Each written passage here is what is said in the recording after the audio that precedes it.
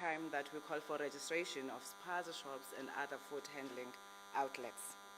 The announcement came after several incidents, as you will recall, our colleagues, in relation to food poisoning and the deaths that were related to foodborne illnesses, and you were the ones that carried out that message. Initially, when the President made the announcement, he had given the country 21 days to ensure that Spaza shops are registered, and that would have meant that it ended in December last year, but then there was an extension to the 28th of February as part of accommodating all eligible businesses to comply with the directive. Of course, if I'm talking about the 28th, it tells you that the deadline for registration was on Friday, and today we have convened this press briefing as the portfolio entrusted with supporting small businesses nationally and in the provinces. We're here to update the nation on the progress of business support interventions that are meant to support or assist small South African-owned Spaza shops with both non-financial and the financial needs. Colleagues, it is important to clarify that reaching the deadline for a registration period does not necessarily mean that the problems and challenges of compliance by Spaza shops and other food handling outlets are over, nor does it mean that the sector is now fully regulated to adhere to the laws and regulations of our country. The aim of the registration drive was twofold, as you will recall. Firstly, to ensure compliance with food safety standards and to rebuild a more competitive and compliant businesses in our country. After the announcement by the President, through the net joints that was established, 7 work streams were formulated, and ourselves as DSBD leading the economic work stream, which focused more on interventions to build capacity in our township and rural.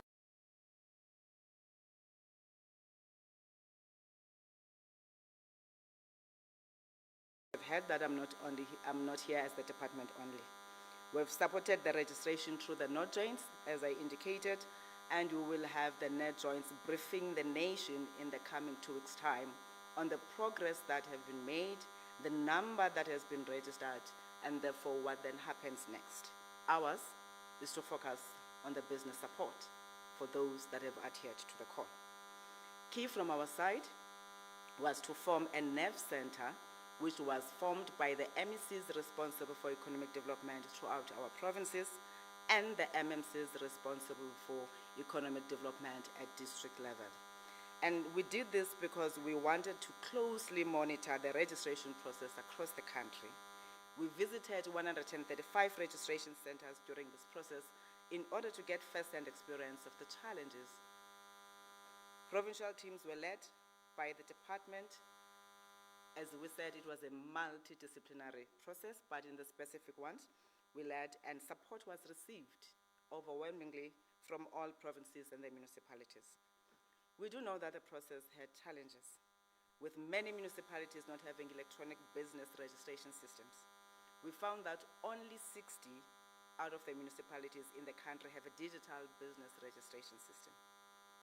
Now we want to say to all those that have registered or adhered the call to go and register their businesses, that all those that have adhered and those that are within their constitutional right to do business but still awaiting the processes in terms of the outcomes as they are led by the municipalities will not be penalized.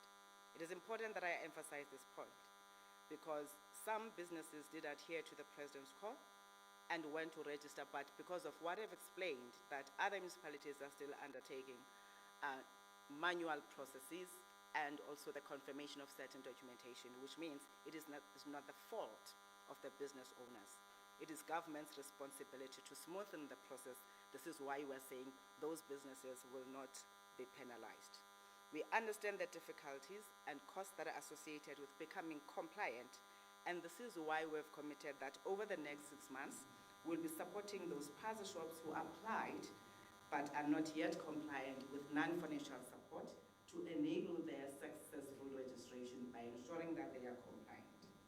This is the developmental approach to compliance that we have adopted, offering assistance to those seeking to comply through training programs provided by the different stakeholders We already have a Spaza shop support program that we are running, including with the wholesale and retail SETA and other partners, where we train Spaza shops on inventory management and assist with essential equipment such as the point of sale systems as well as financial support for stock. This is our proof of concept, which we will improve and scale going forward. We also have a range of other interventions and offerings to support township and rural enterprises.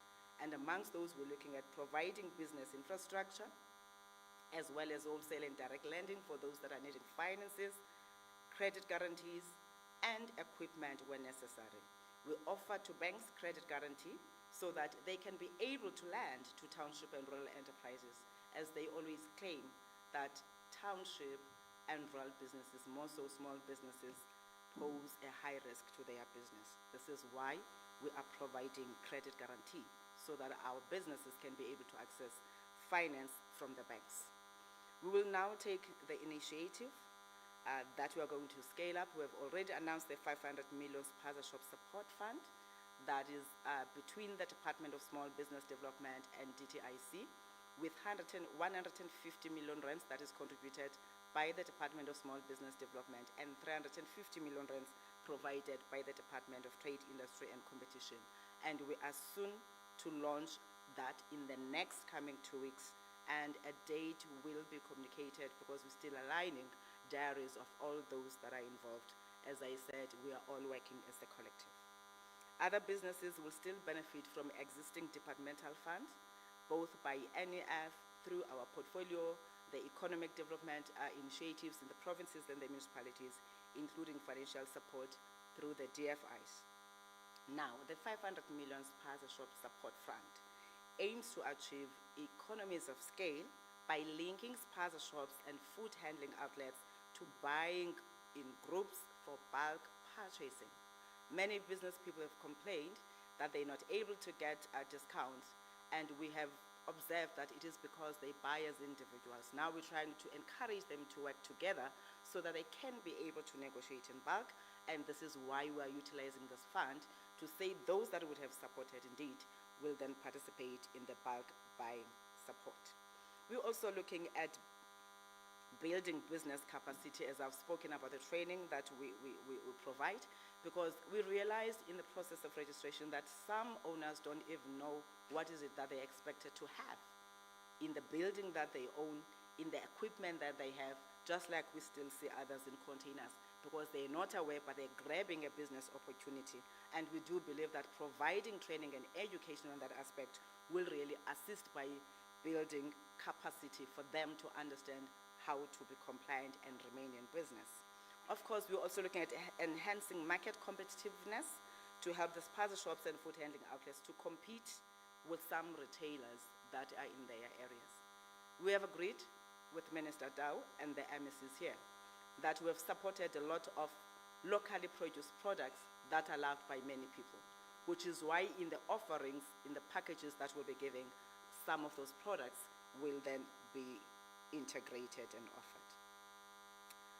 We are going to roll out nationally to impact Spaza shops and food handling outlets across major townships and villages. We're planning to roll out a multidisciplinary outreach program. This means the entire government and the private sector will come together to undertake outreach throughout the country. And by this outreach, we want to bring government services closer to the people by ensuring that we disseminate information on all compliance that is related to Spaza shops and other food handling outlets. We've received lots of messages, and including the request for interviews when this process started, when the incident started, people asking us, when are you closing? What are you saying about the Spaza shop? Because people clearly do not understand who does what. This is why we believe that if we work collectively, we're able to unpack and therefore give information to those to say if you're going to be embarking on a Spaza shop business, you've got to ensure that you're compliant with all the different pieces of legislations that are administered by different departments. For example, the outbreak that was caused, as Minister of Health had indicated, that it arose out of a pesticide, and that is according to their results and the research that they've conducted. Now, what do we do as the departments responsible for business development? It means that it is a responsible department of health that then must come to the party, which is why we see the need to enhance the efforts that we had already started by ensuring that we work together, educate our masses, and I want to urge those entrepreneurs that are involved in business to make sure that they also familiarize themselves with the legislation and compliance of the areas that they are operating in. We continue to do this work with provinces and local municipalities, and as I indicated, we'll be crisscrossing the country, raising awareness and providing the trainings. We have agreed that there's a need to reinforce capability or human capital at local level, because one of the challenges that we find ourselves here is because through certain legislations we've passed them to the local sphere without providing the necessary support.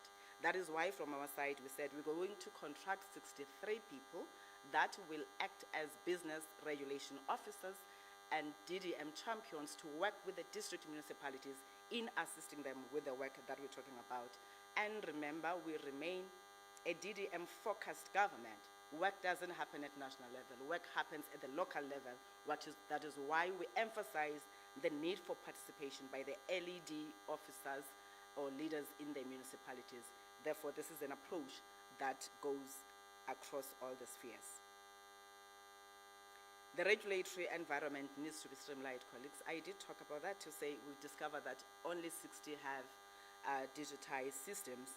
Therefore, what we have done as the department is to make sure that we don't only look at the red tape reduction program that we are offering to deal with the unnecessary criteria that is being set up by other municipalities, but we provide practical solutions. And this is why we've established provincial working groups with all the provinces. And of course, at the center of that is to ensure that we assist municipalities with e-registration systems. We are living in the digital world, but also for efficiency, it makes sense to invest in what people use and what people know, and assist, of course, where there are people who are still digital illiterates. We remain committed as government to streamline business licensing, as I indicated, to reduce regulatory burdens, foster an environment conducive to entrepreneurship, innovation, and job creation. Our amended National Business Licensing Bill, once approved and implemented, will provide clarity, consistency, and transparency in business licensing, enabling businesses to thrive and contribute to the country's economic growth and development. Now, colleagues, members of the media, you will recall that as you've been coming to us asking about licensing, we've told you that the Businesses Act entrusts municipalities with the responsibility of registering businesses. This is why now we are saying we're 10 years in existence as the department. We are beginning to insert ourselves as the authority that is responsible for the development of small businesses. Hence, we will be repealing the Businesses Act of 1991, introducing the Business Licensing Bill that I spoke about. We've also developed a system which we call the DSBG Connect platform, which will serve to streamline processes for registration. It will serve as a cutting-edge platform designed to support township and rural businesses, among others, by offering a comprehensive database and verification of businesses and strategic networking opportunities. Our intention is to empower businesses by facilitating access to funding, credit lines, business support, and procurement opportunities across government and the private sector. Municipalities and other system users will be onboarded and trained on the platform before we launch it. We extend our gratitude to all business owners who responded to the call and adhered to the laws of our land. As departments responsible for economic development, we remain dedicated to supporting small businesses in their growth and ensuring that they play a significant role in the nation's economy. Let our economy go back to its rightful owners, but also let's appreciate that the rights that we enjoy come with the responsibilities that are enshrined in our Constitution and the regulatory environment that we set for ourselves. Thank you so much.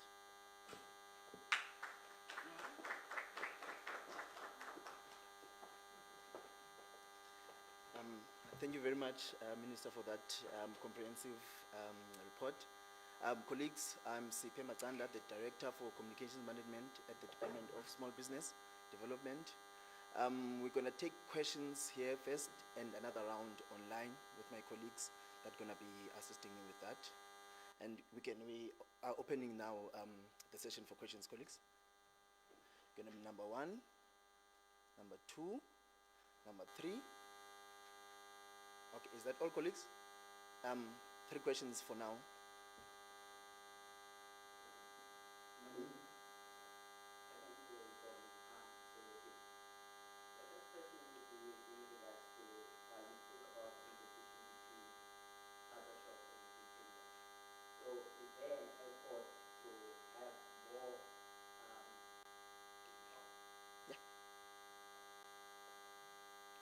Yeah, continue, yes. So my question is, has the department established a relationship between retailers to ensure that they work with it? Because as we were covering the story, many were worried about retailers as well. And it seems like you're putting more attention on other. That's the first question. The second question is based on the funding that you just mentioned. I just want to know, is there a minimum amount that you will give each other shop? And is registering a crucial requirement to be able to get this funding?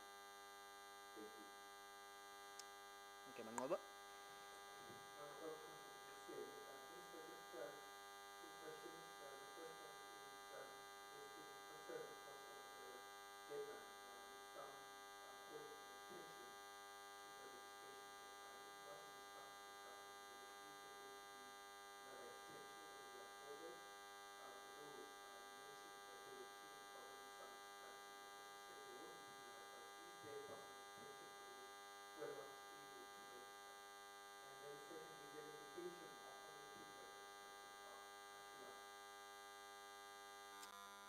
Number 3.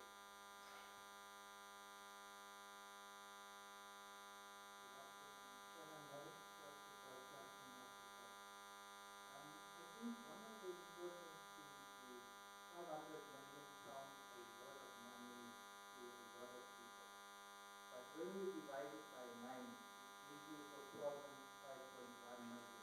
When you divide it by 4, that's 7 million. I'm just going to do some economics. When you divide it by 110, when you divide it into a region, it then gives you 100,000 per region. When you divide it by 4,500 wards in the country, it gives you less than 100,000. So my question is, besides the 500 million, it looks like this project needs 5 billion, to be honest. But besides the 500 billion, what other support are there? One knows that Gauteng Enterprise Propeller, Limpopo, all these departments, MECs are there as well in the different provinces. They have these enterprises that help people with financial and non-financial support. Will they assist business with non-financial support, start your own business, improve your own business? Because besides just giving someone money, there is a big need for people to understand how to start your business, how to improve your business. Last but not least, to the minister, it's good to say South African businesses, small businesses must comply, they must have staffs and all those things. But then you have, like in City of Joburg, where a 200 million tender goes to a Zimbabwean company or Nigerian company to fix a road in City of Joburg.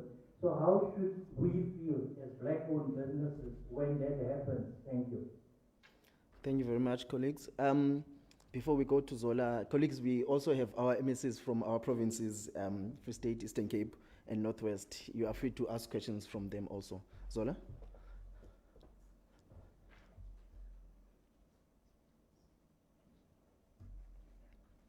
Thank you very much. Minister, I heard you speak about the 500 million rands. And really what I would like to understand is that how is it going to, firstly, are Spaza shop owners aware of this money? And I'm asking this because, you know, when you're on the ground, they do mention the figure, but how do they access it? And also, what's going to be the criteria that's going to be followed for one to apply? What is going to be considered? You know, because we've got so many Spaza shops in the Gauteng province alone, particularly in townships and informal settlements. And as my colleague has said, it sounds like a big figure, but when you look at, you know, the number of Spaza shops, in Gauteng alone, I'm not looking at other provinces like your Eastern Cape. There's just so many. So if you could just, explain what criteria will be followed in terms of allocating these funds.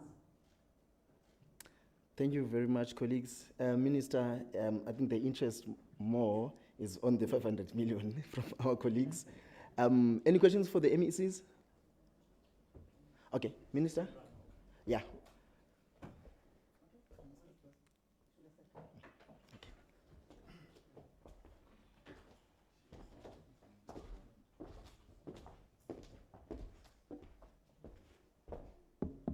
Thank you so much, colleagues, for the questions that have been asked.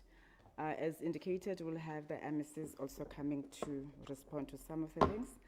The competition between spaza shops and retailers and yes, there is lots of competition, which is why I said earlier on when I was addressing that we are using this bulk amount to encourage bulk buying so that you reduce the elements on pricing. Of course, we understand the economies of scale because others will be buying with 100 billion rands and there's nothing we can do to stop them. But to say, at least for those that we'll be working with, they should consider giving some discounts to the spaza shops that will be participating. Remember, although the 500 million may be a once-off to those businesses, but they will continue being in business, which means they're going to continue buying from the same retailers and the wholesalers that are there. So that's a rotating money within our community, and then they will do as business people to negotiate more, better than what we have done. Is there a relationship between retailers and the department? Earlier on, I think it was last year when this started, we reported that as the department we had established a township economy forum that is made by the wholesalers, the manufacturers, and other people that are involved. And that was long before the foodborne illness incident, because we had said there's a need for us, if we are going to be looking at rebuilding the township and rural economy, let's work with all ecosystem players so that we're able to say, where are you not assisting our people? And how do we then intervene in ensuring that our people can be able to stay in business and also ensure that there's fair trade practices that are practiced by all those, which is why compliance is one of those. And this we have explained several times. It doesn't matter if you're non-South African or South African. Compliance is compliance.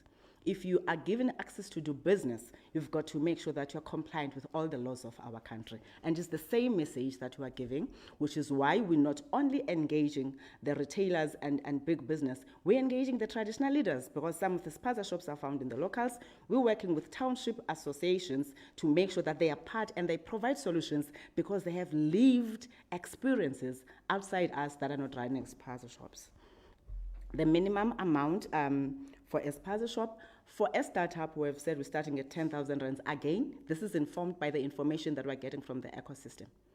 To say you can start, when you're a startup, you can start with 10,000 rands, and then you're testing your market to see what's going to be the appetite, and then you can grow from that. Then it is 40,000 rands for the stock. We have a package of 100,000 rands, which is 50,000 rands for infrastructure related, whether you're talking about the POS or the refrigerators that they must have, or assisting with the building when we're not building for them, but the ventilation and all the basic things that they must have.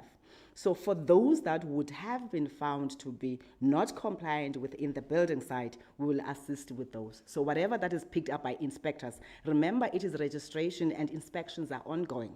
So they provide feedback to us to say you have 25 South African owned spaza shops that are not compliant on 1, 2, 3. And colleagues, it doesn't mean that spaza shops cannot afford stock. When we're talking about the money that we have put in place is to intervene to assist those that are deserving and in need of that. Because others, they decide to grab an opportunity, but they may have missed all the other compliance requirements, which is why we're talking about an outreach program that raises awareness and trains small businesses that are involved in the matter that we're talking about on everything that they must know, and we assist when necessary. So was the registration a requirement for funding? Yes. That's why we said those that would have registered and found not to be compliant and also in need, we will support them. It was a specific intervention. We are running programs, as the other colleague did mention, that municipalities, provinces have funds to support small businesses and spaza shops. That continues, but this is a fund specifically to intervene because we've taken a decision that we don't want any South African-owned person who has decided to take a cautious decision of embarking on spaza shop industry to be excluded because they can't afford compliance. That is why we're stepping in. We're stepping in for those that cannot afford, and they need whatever we need. Mangoba, extension possible? I did indicate earlier we're speaking only on business here. The net joins, after receiving all the report, we'll look at whatever that needs to be looked at and we'll make a determination and they will advise the country on what next.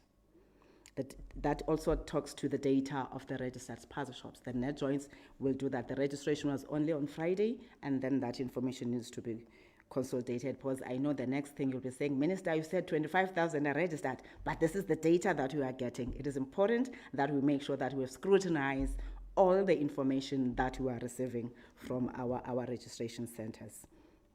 I fully agree 500 million rands is not a lot, considering that the spaza shop industry is a big industry on its own. But the fact that it is big, it tells you that people have started trading. That is why I said it's just an intervention. Other funds that we have, for example, in the department, we have the Township and Rural Enterprise Program, which also assists spaza shop with some funding. So it's not like we're closing out other interventions. The work continues. That's why I said earlier, this one for those that have registered, but the support continues with the other DFIs and the institutions that are responsible. Provinces definitely, as I said, they are supporting, and the MECs that are here will talk to the support that they provide. In relation to the tender awarded to a non-South African, I'm not sure what is the question, whether the question is why are we awarding businesses to non-South Africans, or it's the illegality aspect of it. Because if it is legal, there's nothing stopping us. Remember, we said the Immigration Act does provide business visa to non-South Africans. Therefore, if they were compliant and they're given a business visa, it means they have a right to trade in our country. Unfortunately, I'm not aware what is the tender about or this compliance. That is something that the journalists can follow up. Of course, we'll also try to check in the interest of protecting South African-owned businesses. Other spaza shops are aware. We've been running campaigns. We've involved local communities. We worked with township associations. We worked with CDWs. We were involved on radio and TV campaigns to make sure that everyone gets the message to say, spaza shops must register, but most importantly, there is this fund that we're explaining. You may be correct in saying we had not came out to articulate how the fund will be administered and what's the criteria, which is what, as we indicated, we needed to get a feedback from those that are doing registration to say how many are those and then which areas are they not compliant on. But to say what amount, we are clear about that. That is why we can't say in the Eastern Cape is 5 or in Joburg it's 10. Because that report that will be finalized in the net joints is what will give us a sense of what is at critical stages in their respective areas. Allow me to then invite my colleagues to come and talk to the work that they do in relation to this work. Thank you, colleagues.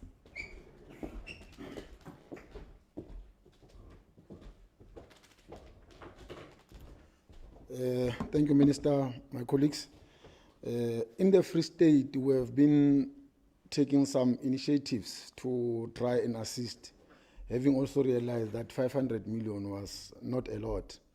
One of them is that we have involved Coca-Cola in relation to non-financial support. They are supporting most of the tech shops through refurbishment. And this program has started since last year in July, and it is still progressing. We are also doing the blending fund. The blending fund is where we are trying to have all the FDIs bringing some for the grants, but the other portion being the loans, so that those who are involved in the tech shop business, they can also have those things. Then the third thing is that we also have the provincial joint team, which includes all the departments that are concerned, that is monitoring the work that we have been doing. Also, in relation to the numbers, they will also be released once we have finalized with verification and other things. But what I can say is that there's a lot of work that we have also been doing as a province to ensure that the ordinary people who are involved in this business, they do get information. We've also established some centers in all of our municipalities to ensure that they access information. So this is what work that we have been doing in the Free State in relation to support what the national initiative has been involved in. Thank you very much.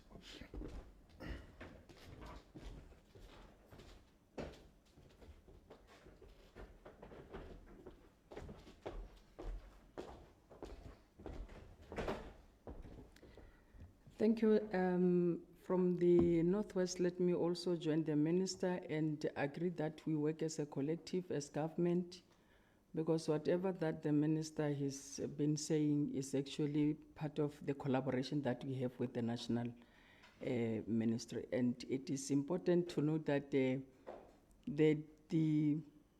numbers that has been given to us here in challenging the 500 million, Minister, is actually referring to one set. Even if you say metro, you say municipality, you say what, the fact remains you are referring to one counted spaza shop or business that we are referring to. So there might be duplication. So we would not agree to that, because we agree that we allocate funds based on the profile that we have as government.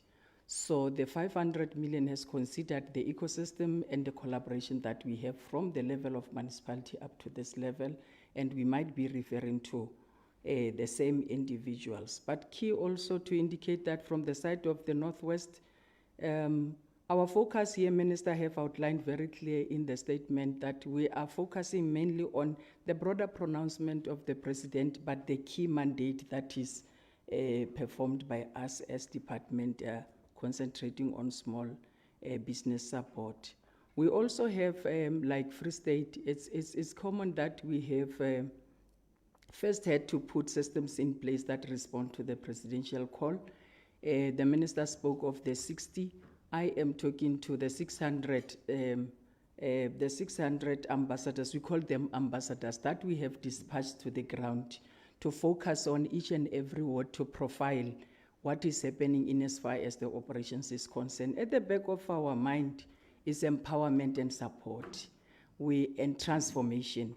We're aware that most of, we call foreign nationals, but the fact of the matter is that those people are hosted by our own people because they want relief from the rent, and that is why we deal with transformation, our people having to independently operate business, but also to empower them. So part of what we are doing in the Northwest, we are using our entity called the Northwest Development Corporation, that is the NWDC, where we focus on incubation of business, including the spaza shops, starting to train them.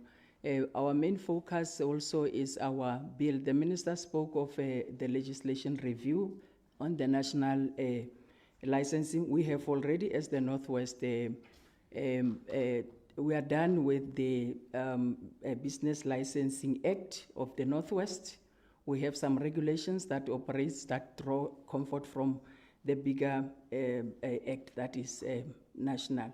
But that bill gives us provision. We have established the 9 one-stop shop centers, because business in this case, whilst we are focusing on retail and spaza shops, but the food outlets might be where we operate our liquor restaurants, where we operate our gambling operations. All those things relates to the broader call by the President, where there might be business operating. And we also have on the website of the Northwest, as we speak, we are going out, we have a number of outreaches that we conduct across municipalities, where there is an applications for funding that is related to the same funding that the Minister have been pronouncing, but at the level of the province.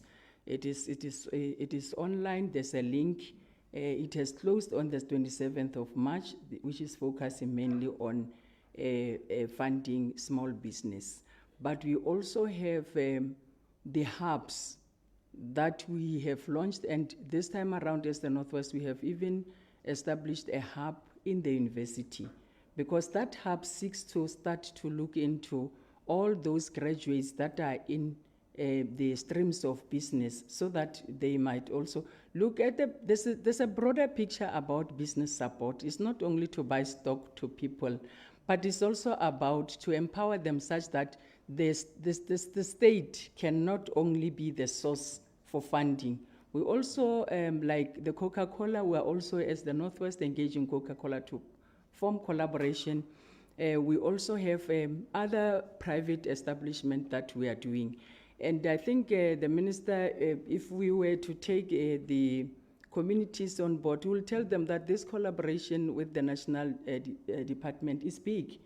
It has made a lot of impact, and I would not agree that the 500 million is not enough, because from the side of the Northwest, there was a target that we could not reach in the previous financial year, which I think that is why we're establishing databases. Our one-stop shop centers will be working on that in collaboration with the 60 dispatched professionals that will be coming down. But we also have municipalities that the Business Licensing Act of the Northwest allows municipalities, the MEC, to give powers to municipalities to regulate business on their own. That is why I'm saying this ecosystem is broad, but government is one. We have one mandate, that is to empower, that is to transform, and that is to make our business, our people manage their own business and be able to be independent from the state funding. Thank you.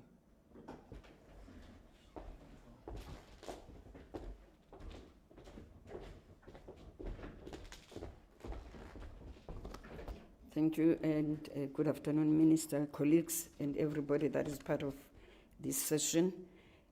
As the province of the Eastern Cape, we are one government. In South Africa, we do not have a federal state. We've got a unitary state. So what is done by national is working together with the provinces, and we are all working together with local government, with the LED directorates in municipalities. On top of the 500 million that the minister have mentioned here, it's an add-on on what support we are giving to SMMEs, whether you call them Spaza shops or the food outlets. And we have other funding streams as the province under the Eastern Cape Development Corporation, which is ECDC. We do have Imvaba Fund, where we fund the cooperatives, and also under the department we have ULRAD that focuses on local businesses and rural, as you know that Eastern Cape is a rural province, and we are also focusing on rural development, and that is a grant. It's not even a loan, but we do have loans for SMMEs through ECDC and ECRDA. And in the Premier's office, we have Isikalo Fund that focuses only on young people, those that are between 18 and 35 years, and it's a grant. It's not even a loan. And also as the province, we do support the informal traders, because we know that those who are trading informally, they are contributing to the growth of the economy of the province, and also they are working for their families. And as we know that we also have the blended finance as the province that is done by SIDFA and ECRDA, one of the entities of the province, and also loans are provided to small businesses by ECDC and ECRDA. But we also have a local economic development procurement framework as the province, where we are saying all departments, including municipalities, 60% of the procurement must go to local people, that is businesses from the Eastern Cape. And if you talk of businesses, small business, SMMEs are part of businesses. And we also look at how the percentage that goes to women, youth, people that are living with disabilities, and also the military veterans. And we also provide the non-financial support through training, working with SIDFA, with SIDFA. And as Minister mentioned here, that nationally, there are only 60 municipalities that have electronic systems. In our province, there's only one, and we're going to work with all municipalities to make sure that we have a system as a province and be able to know who is operating where, in which village, and in which township. And we do have incubators for small businesses in our SEZ, that is the East London IDZ, and Kucha, where they are training also the SMMEs and giving support to SMMEs. Thank you. Thank you very much, Minister. MECs. Colleagues, we're going to take the last round, but first we're going to check on our online platforms. Takalani, do we have any questions? Thank you. We do have a few questions from online. The first one, I'm afraid I think this question is related to the question that Manu has asked of the extension of the deadline. The question was asked by Fundi Mukulis from the MEC. But the other question is from Norma from Voice FM. And the question is, I would like to know from the Minister if the 500 million rand intervention fund, if it applies to persons who previously owned a Spaza shop and the business is failed, and how do people from small towns access these kind of facilities? Yeah, that should be it for now. Thank you. Thank you very much, Takalani. Colleagues, any last takers on the floor? Okay, thank you very much, Minister. Just the two questions. And I think that one of the questions we've already answered. Thank you so much, Norma. That question is very good that you are repeating it. It is important to note that, as I indicated, the fund is an intervention to businesses or Spaza shop owners that have heeded the call by registering. So whether you are a previous owner, if you have registered that you have the Spaza shop and it has been indeed checked that the Spaza shop does exist, yes, it applies to you. But now, if you have not registered and you have an intention of opening a Spaza shop, as we are going to be closing those that are not compliant, because the responsible authorities will definitely close those that have to be closed.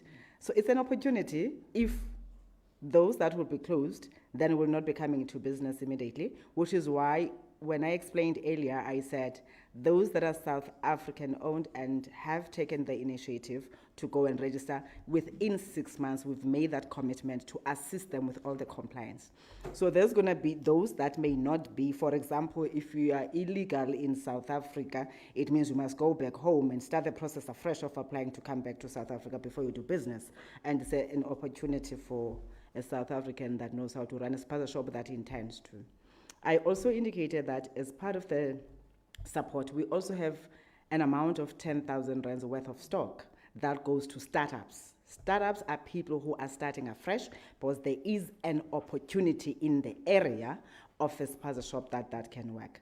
That is why we are putting the amount at 10,000 rands, because they're still going to test the market and then be able to go and apply for bigger support where the need arises.